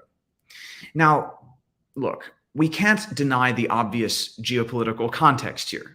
The United States, Japan, Australia, and India have common interests that relate to China. And those interests are a big reason, if not the main reason, why all four are interested in the Quad format. None of these countries, for example, believe it would be desirable for China to become the sole provider of public health assistance or infrastructure financing in the region. None of them want to be dependent on China for critical raw materials or components. And we saw this last year when India banned imports of Chinese solar panels and related supplies. None of the Quad countries want China to become a dominant naval power in the Indian Ocean, or to learn that it can seize sovereign territory belonging to other states with impunity. The fact that Beijing has responded with such hostility to the development of the Quad therefore reveals something about its long-term aspirations for the region. China aspires to fashion a new vision for the Indo-Pacific that is neither free nor entirely open. Elizabeth Economy documents this brilliantly in her new book, The World According to China, which I would strongly recommend. And Joshi, who now is at the National Security Council, also describes it in his book, The Long Game. Xi Jinping has articulated a fundamentally illiberal vision of world order. And to get there, he wants to dominate key industries and supply chains, and to use this as leverage to impose rules and outcomes on China's neighbors. So in conclusion, there is space for the four Quad countries to deepen cooperation. High-tech and supply chain reshoring are probably the two most important. Yet we should be mindful of the intrinsic limitations of the bloc. India, as the only developing country in the grouping, and the only one without coastline in the Pacific, intrinsically has different priorities than the other three. India is interested above all in protecting its own territorial sovereignty and ensuring a friendly and favorable regional environment to continue its development. India is fundamentally much less concerned about dynamics on the Pacific side of the region, like China's territorial grabs in the South China Sea. So make no mistake, the Quad is a brilliant strategic device for convening the region's major democracies, and it has broad prospects to develop. But for the Quad to thrive and to prevent China from driving wedges within it, all four members need to stay sober about what the grouping is and is not for, and what it can and cannot do. As scholars and analysts from Quad countries, that means doing our part to keep open channels of communication with one another and to manage the press's expectations and communicate to the public to prevent a false disillusionment. The fact is that for all its intrinsic limitations, the Quad is succeeding brilliantly. And we know it is succeeding brilliantly because of how concerned it has clearly made the Chinese. And for all of us who fear the prospect of a China-dominated order in the region, we all have an interest in making the Quad succeed. I'll stop there and look forward to your questions. Freymann, thank you so much. That's one of the finest analyses of the Quad that I've ever heard. So thank you for putting it so succinctly. It raises a question really that came from Kate Sullivan Estrada there about India not necessarily going along with the US version of the world order and the arguments we've heard before. So its role in the Quad, when you're talking about convening rulemaking and that sort of thing, taking us ahead a number of years or decades as this debate over the world order strengthens up, it's got quite a big role then, hasn't it? Because it's going to be persuading the democracies to do something different, perhaps, than what they want to do. I think we need to start, as I indicated in my remarks, with the first principles. If we imagine a world in which the Quad is running the Indo-Pacific, we've set ourselves up to fail because we don't have the institutional infrastructure, the strategic trust, the channels of communication, the links to ASEAN or other regional organizations in place to make that succeed. So I think as an analyst, we can look forward to the future of the region and hope that the Quad plays an important role. But when it comes to this debate about values, which is going to get even stronger now that with Ukraine and China and everything like that, there then is going to be a split, isn't there? Because India is going to hold its own and the other three countries are going to go somewhere else. My point here is that we need to focus on the areas where we agree. These are four very strong, very different countries with different cultural histories, with different institutional setups, located in different regions. There are different levels of development and they have different interests. But they come together in the context of a basic set of values for what the rules of the road for the Indo-Pacific should be. And it's not wise for the grouping to try to mobilize itself on issues where it doesn't have buy-in from the four parties. And as much as I would wish, as an American, for India to be on sides in the global sanctions effort against Russia, I can recognize that India has a different strategic culture, a different history. It has long-standing defense relationships with Moscow that it can't disentangle overnight.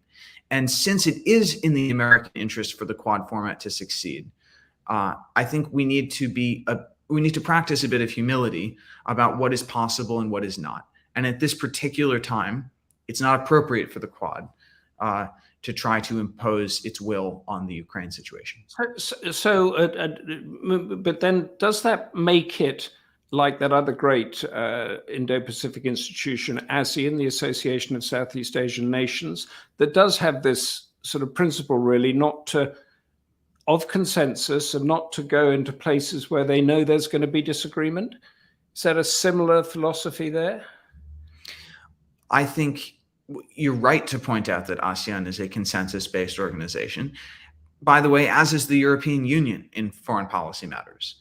I think one of the lessons of this is there are costs, not just benefits, that come from expanding the membership of a grouping. If you make the membership large enough and diverse enough, you get strength in numbers, but it also makes it harder to reach consensus.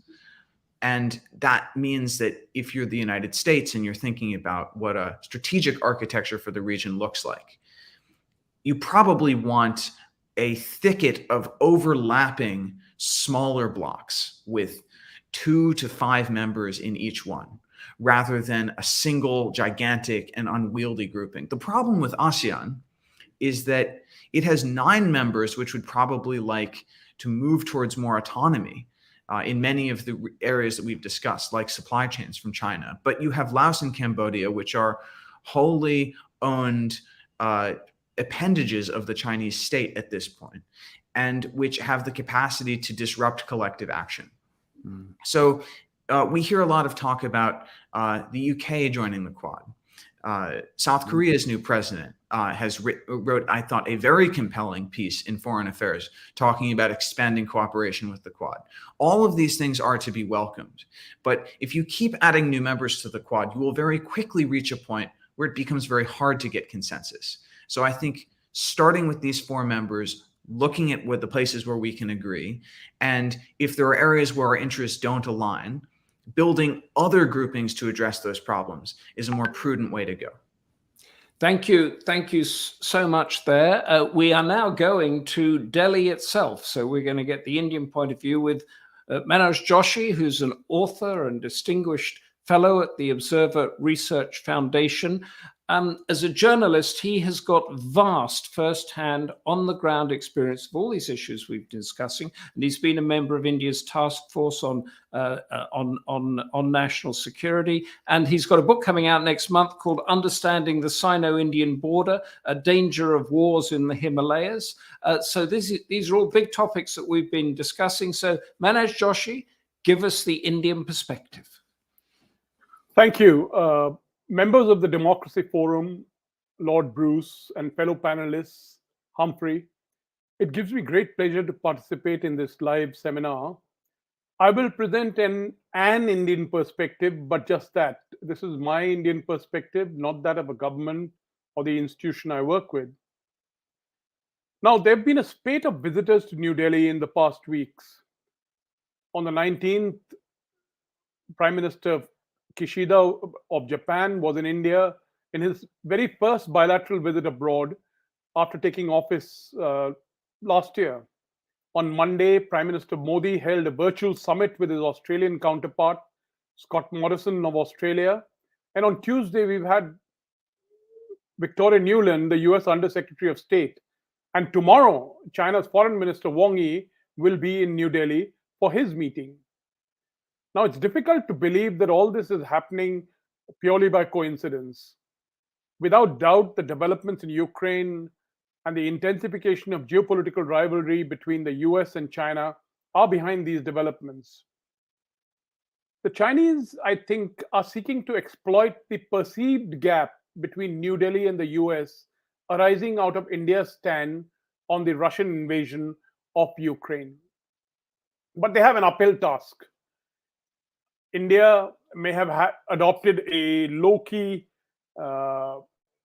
diplomacy to deal with Beijing's coercive behavior along the disputed Sino-Indian border in 2020. It may have soft-pedaled Xinjiang, Hong Kong, Taiwan issues, but it is far from normalizing its ties with Beijing. And as Foreign Minister Jaishankar told the Munich Security Conference in February, India's ties with China remain at a very difficult phase. And importantly, the state of the border will determine the state of the relationship. Now, recall that in 2020, Chinese and Indian troops clashed on their border, leading to 20 Indian soldiers and 4 Chinese soldiers dead, the very first casualties since 1975 on their disputed and militarized border. Now, India has refused to condemn the Russian invasion of Ukraine, either in the UN or elsewhere, remaining content to make some kind of an explanatory call to honor the principles of the UN Charter and international law, and calling for a cessation of violence and dialogue. Now, this has generated considerable unhappiness in the West. On Monday, President Biden himself weighed in by saying that the world had mounted a united front across Europe and Pacific on the Ukraine issue, with the possible exception of India being somewhat shaky on this. The next day, Victoria Nuland, the US Under Secretary of State, added, democracies need to stand together and evolve their position vis-a-vis Russia because of the rising threat from autocracies like China and Russia. She said US could actually help India with the arms supplies and warned New Delhi against the China-Russia axis. Now, it's a bit difficult to take this seriously because US arms trade is very carefully managed, and they have all kinds of end-user agreements and enhanced end-user arrangements that are a standard feature of any of their agreements. And so when you buy American arms, you really get tied down to a whole lot of issues. But we should be clear that India is not happy with the Russian action. It is merely acting to prevent a deeper Russian-Chinese embrace. The Russian invasion of Ukraine has made India's position tricky.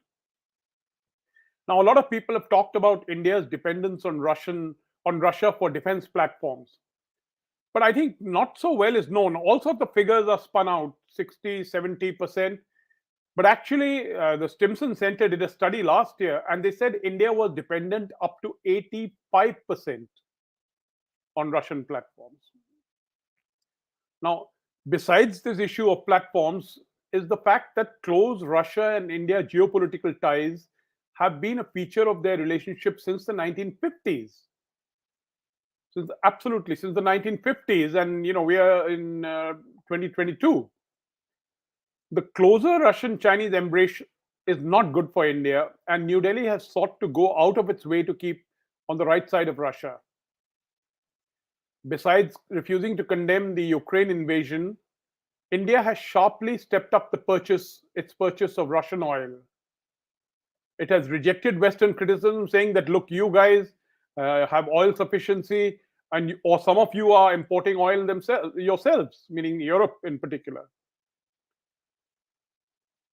Now, to get back to a little bit of history, India is an old factor in the US-China equation. In the 1950s, the US sought to build up India as an economic success to offset the revolutionary lure of China. After several permutations and combinations, which included a quasi-alliance with China in the 1972-1989 period, the US returned to India, meaning the US in and out in all this. And I said quasi-alliance with China in the 72 to 89 period. The Indian relationship with Russia has remained absolutely steady in all this. This time around, when the US came back to India, the process was military-led. In the first phase, in the 50s and 60s, the US provided us a huge amount of economic aid. Indeed, India has received the largest amount of economic aid from the US than any other country, which includes Israel. Now, this time around, when the US came back to India, the process was military-led, with the Pacific Command becoming the American node, and inevitably, with the growth of the American focus on the Indo-Pacific, the Indo-US relationship is actually playing out in this region. Now, as China surged in the mid-2000s, the US imperatives on ties with India became more insistent. In 2005, an anonymous official provided Bush administration outline for a decisively broad strategic relationship. This is 2005. And whose goal was to help India to become a major world power in the 21st century. And he parenthetically added, we understand fully the implications, including the military implications of that statement. Now, in the latest Indo-Pacific strategy document published in early February, Washington has listed a leading India as one of its strategic priorities and pledged to support India's role as a net security provider. Now, India, of course, was the part of the original Quad formed after the 2004 tsunami. But unfortunately, this came apart over Chinese objections, and I won't go into the sordid history of what happened. From 2008 onwards, India took decisive steps when it turned to the US to acquire military equipment like C-130J and C-17 transport aircraft, Chinook heavy lift helicopters, M777 howitzers, P-8I maritime reconnaissance aircraft. Now, note, most of this equipment had a China angle, since they were key building blocks for India to enhance its mountain warfare and maritime security capability. In 2011 was when President Obama announced a shift of US global strategy, which was to rebalance or pivot to the Asia Pacific.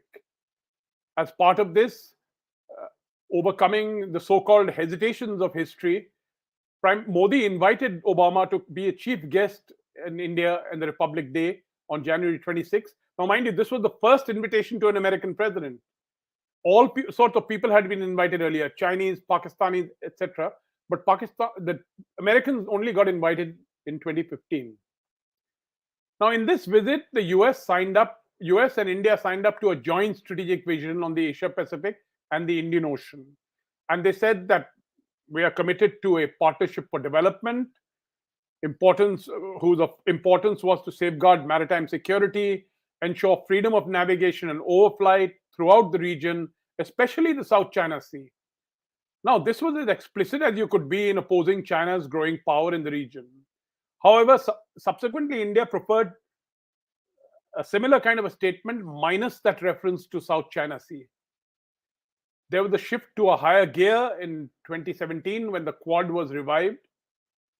India's military-to-military relationship also had a qualitative jump when India signed all 4 foundational agreements, which enhanced Indian cooperation on areas of communications, geospatial intelligence, shared logistics, etc. But importantly, it needs to be noted, in military terms, and I think this has been pointed out earlier, India-US cooperation remains confined to the geographical area of the US Indo-Pacific Command. Now, the most important, much more important area of the Western Indian Ocean, there is absolutely zero interaction between India and the US.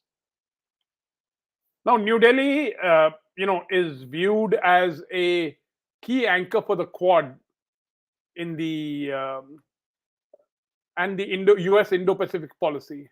In terms of the military, the US remains the leading military power in the Western Pacific and Indian Ocean. My point is that the US doesn't need us from the military point of view, either in the Western Pacific or the Indian Ocean.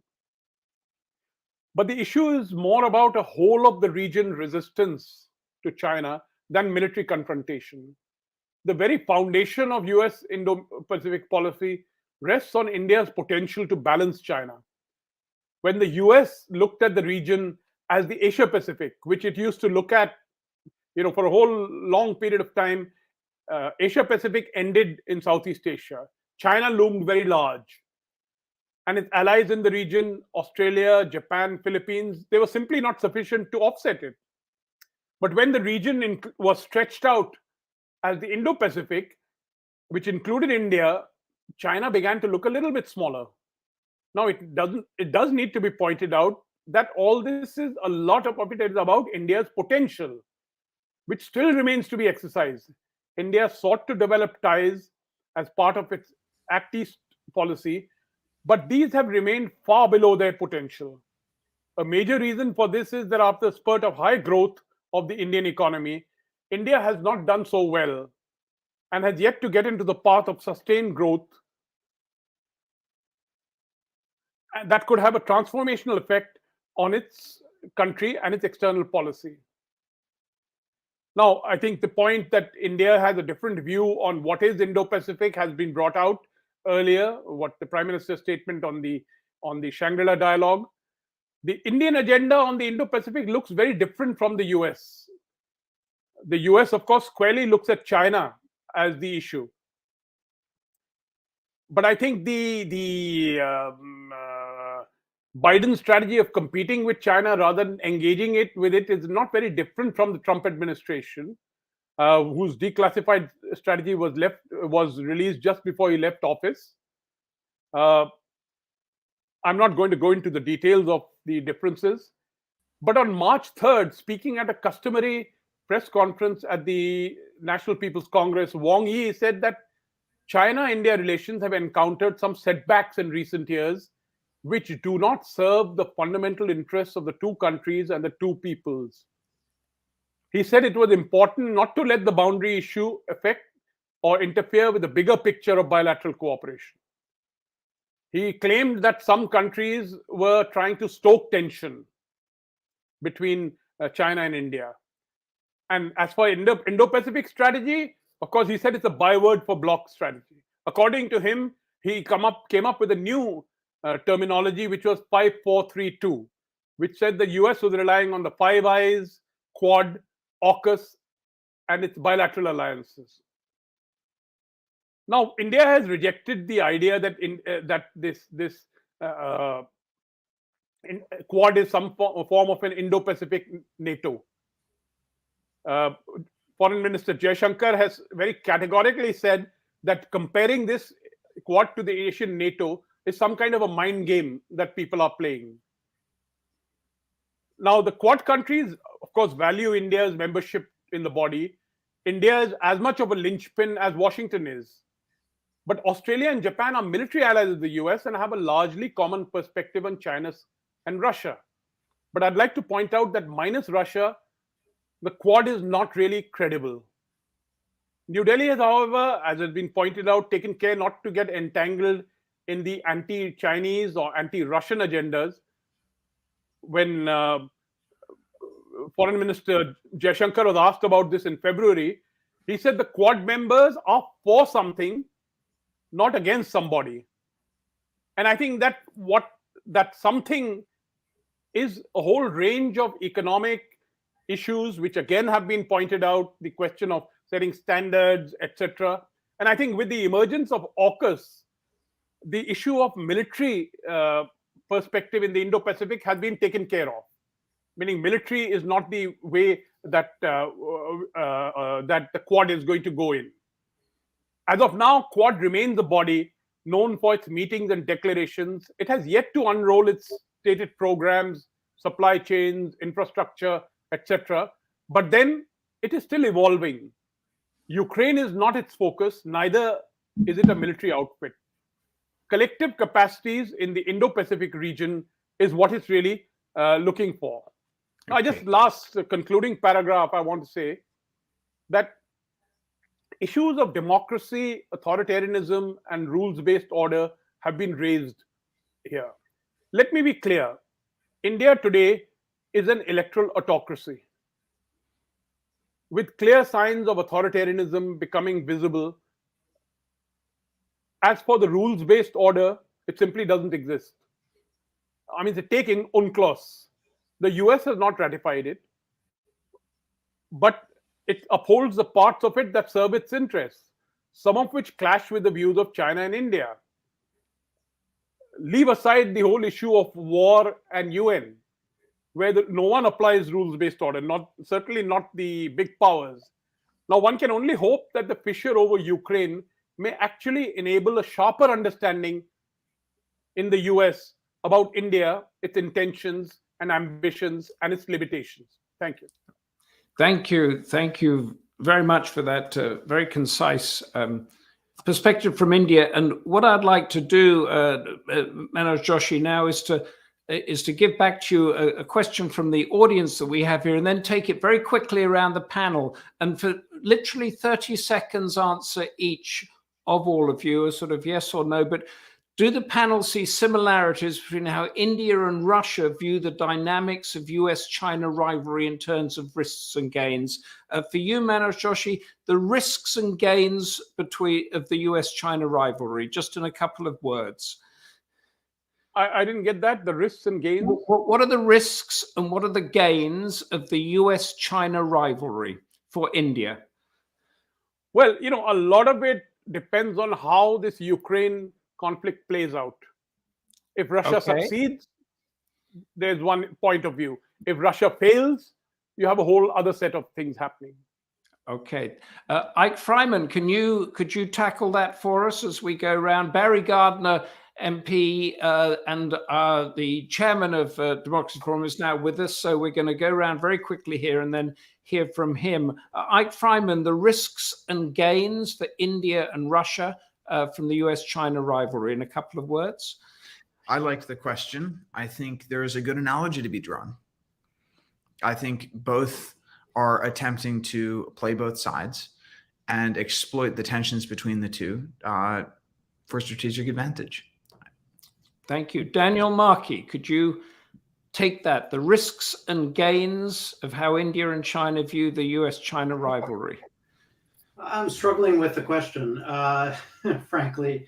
It's sort of drawing a lot of interconnections. One thing I would just say is that, from Russia's perspective, it's in a sense thrown into a closer relationship with China because of its revulsion from the United States. And India is not in a similar position. India has been courted by the United States. So the nature of their view of China is quite different, I think, in part because of the nature of their relationship with the United States. Okay, that's a good answer for a question you didn't understand. Thank you for that. Kate Sullivan, Estrada, could you give us your view on that? Yeah, sorry, I think I'm also sort of trying to piece the question together.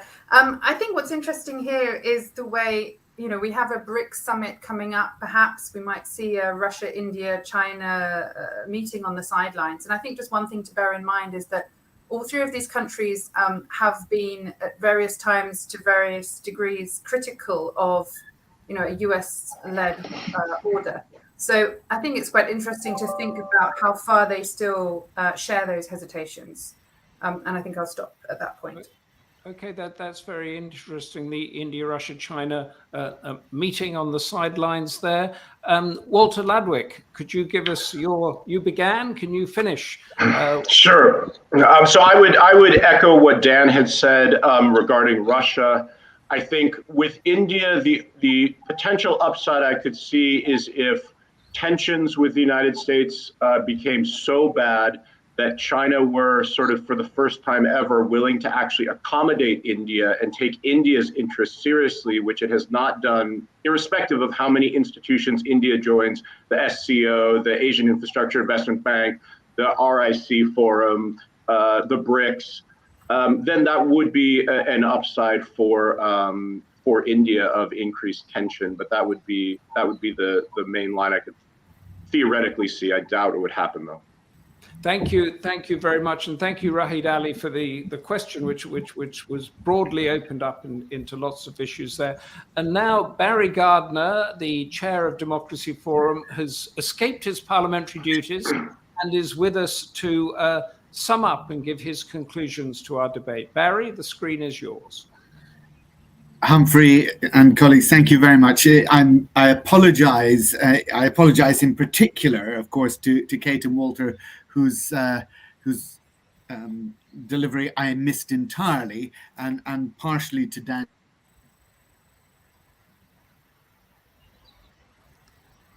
He's muted. Hear me now? Yes, we can hear you now, Barry. Okay. Continue. First of all, my apologies for being late to the party here, in particular to Kate and Walter, whose contributions I missed entirely, and to Daniel, who I only came in halfway through. Today has been the day of the spring statement by the Chancellor, the sort of mini budget that happens halfway through the year. And so it's a big day in the parliamentary calendar, but my apologies. It makes me feel rather like who sort of comes in at half time, having missed the first three acts, and then tries to write a review. So please forgive me for what will be a very partial understanding of what I'm sure was a much deeper discussion. My job, though, is really to try and draw threads out. So I'll do that from what the speaker said. Daniel spoke of India's rise from the point of view of the US being promise unfulfilled. I thought that was a significant phrase.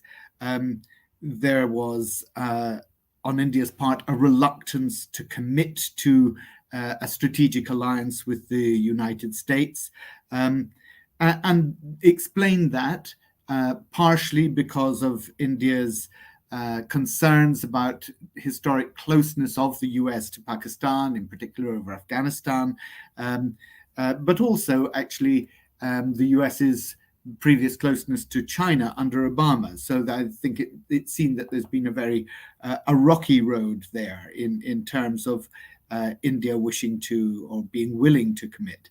And he said that the US was keen to set India at the heart of its strategic engagement with China, and spoke of 2020 being a key break year because of the border violence, and also because of the way in which there had been India's response in terms of the ban on Chinese web applications and other trade movements with China, seeing India as much more anti-China now. And he pointed out that could have been a moment for closer alignment, but I think suggested that it was a missed opportunity.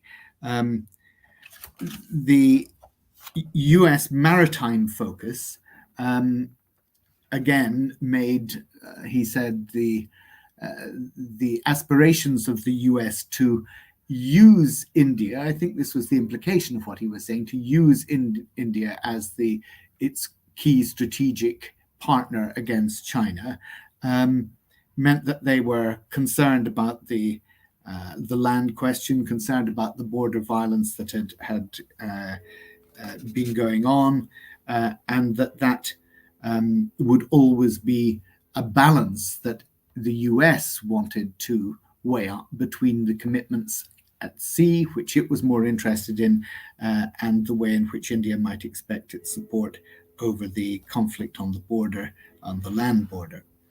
Eyck, Freymann, we know what the Quad is not. And that was a very clear summing up of what the Quad is not. not a geopolitical means of containing China, not a security alliance, not a trade or investment pact, not a spreader of democratic norms, and not a globally minded grouping. But four who agree on a minimum set of rules for what the Indo-Pacific should look like. I wanted to probe there to ask really, how are they rules? How are they rules if they don't apply to anybody, if they're not enforceable, if there are no sanctions that go with them? Or are they simply visions of what the Indo-Pacific could look like, which are partially shared visions? So I was left with questions as a result of Eyck's very clear exposition of the Quad. India, he said, is about its own sovereignty. Well, is that not true of every country? And one only needs to look at the rather undiplomatic language by the US official when she talked of doing something to the EU, which is unmentionable on a public broadcast. I think each country will look for its own sovereign interest. That is absolutely to be expected. And that is why the strategic playing off of one against the other is a matter of international diplomacy in the way that it is. He said that the Quad was succeeding because China was so angry about it. And I wondered, what is it that China is angry about? In what way does China actually feel constrained by the Quad? And again, I'd have liked to have heard more about how there are clear definitions or parameters being put upon what China can do through the Quad, given the elements that we understand the Quad is not. With Manoj Joshi, again, China wants to exploit the perceived gap between India and the US over Russian weapons. And I think that's absolutely clear. It is there is this, if you like, diplomatic lacuna that is there. And India's refusal to vote at the UN against Russian involvement in Ukraine has led to tensions. But quite rightly, India, as a sovereign nation, looking at its own interest and pointing the finger back at the European Union, certainly, and saying, well, look, you are wholly dependent on Russian oil and gas in Germany and Italy. So why are you saying that we should not engage with Russia when you're so deeply economically embedded with them? And this idea that New Delhi is refusing to condemn, it was interesting the way in which Manoj spoke about 2005, 2008, 2015 Republic Day celebrations, and the logistics and military being confined to the Indo-Pacific. Look, big powers do not apply rules-based order in the UN, he said. They act for themselves. That is why we're not seeing the progress at the UN that might otherwise be there. I think it's under clause 45 of Chapter 7. Quite simply because each of the big powers will act for its own benefit.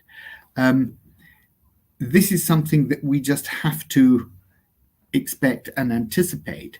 But for the United States, and the way in which it perceives its future relationship with China, I'm not convinced that they should regard India as a pliable strategic partner in their attempts to set the rules, whatever those rules might look like, for the Indo-Pacific.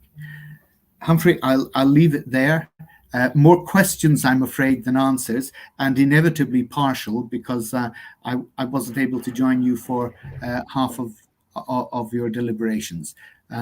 But thank you to the speakers who I did hear for what was an interesting take on, I think, an increasingly fraught relationship.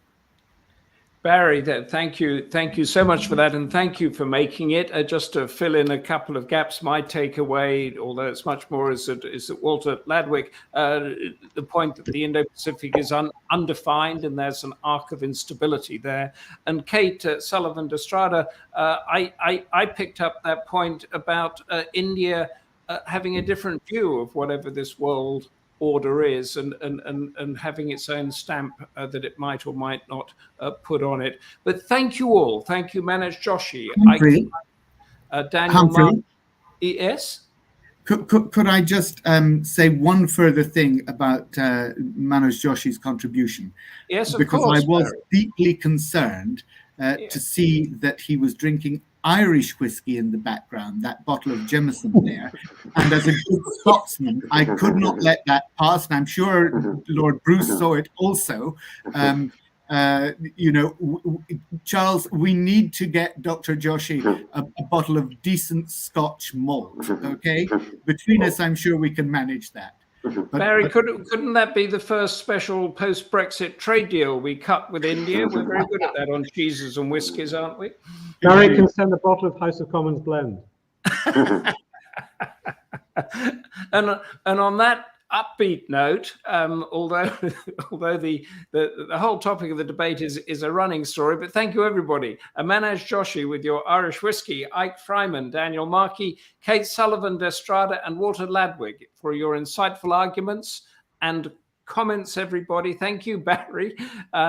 And Lord Charles Bruce and the team at Democracy Forum. And next month, Wednesday, the 20th of April from 2 to 4, we are discussing the Ukraine crisis, its causes and consequences, and hopefully the violence might have stopped by then. Hope to see you all next month. And until then, stay involved, stay safe, and goodbye.